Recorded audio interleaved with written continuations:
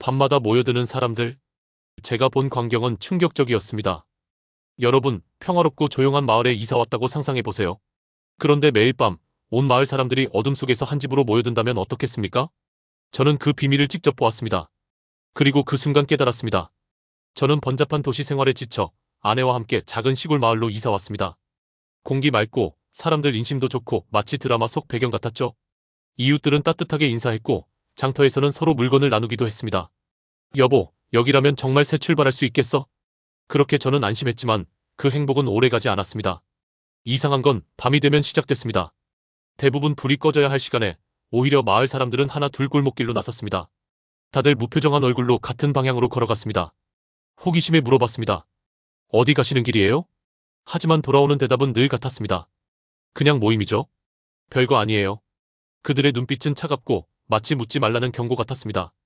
그 순간 가슴이 서늘해졌습니다. 도대체 뭘 숨기는 거지? 다음에 저는 결국 몰래 따라가 보기로 했습니다. 달빛조차 흐린 밤 사람들을 뒤따라가자 마을 가장자리에 있는 낡은 창고 앞에 도착했습니다. 그리고 틈새로 본 광경은 지금도 잊을 수 없습니다.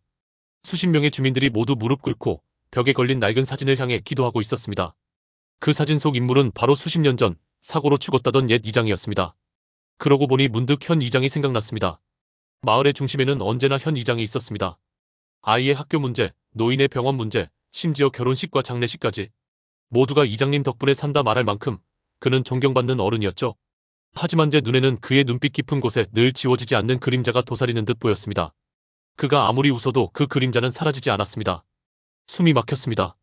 죽은 사람을 향한 기도라니 이건 단순한 모임이 아니었습니다. 다음날 저는 마을 어르신 한 분을 붙잡고 진실을 물었습니다.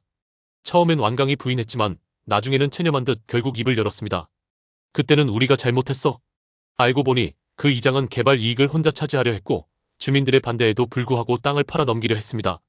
분노한 주민들은 그를 막아섰고 몸싸움 끝에 그는 절벽 아래로 추락했습니다. 문제는 그 다음이었습니다. 주민들은 그 사실을 숨기기 위해 실수로 떨어진 사고사로 꾸몄던 겁니다. 그리고 그 죄책감 때문에 수십 년간 매일 밤 모여 죽은 이장의 영혼 앞에 속죄 기도를 드려왔던 거였습니다.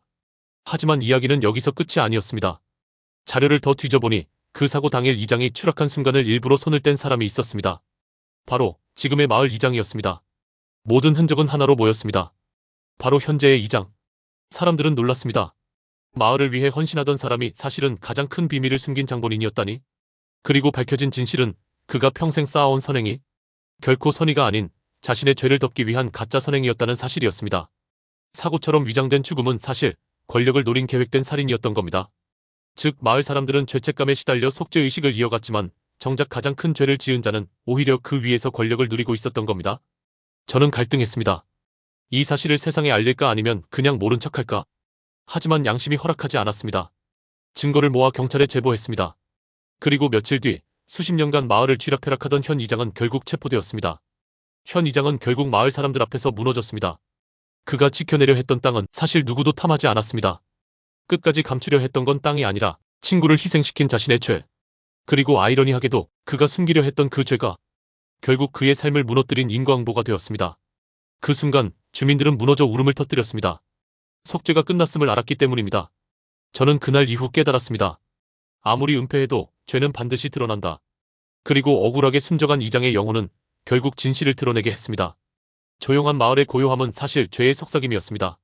그리고 저는 평생 잊지 못합니다. 그날 창고에서 마주했던 차가운 기도 소리를.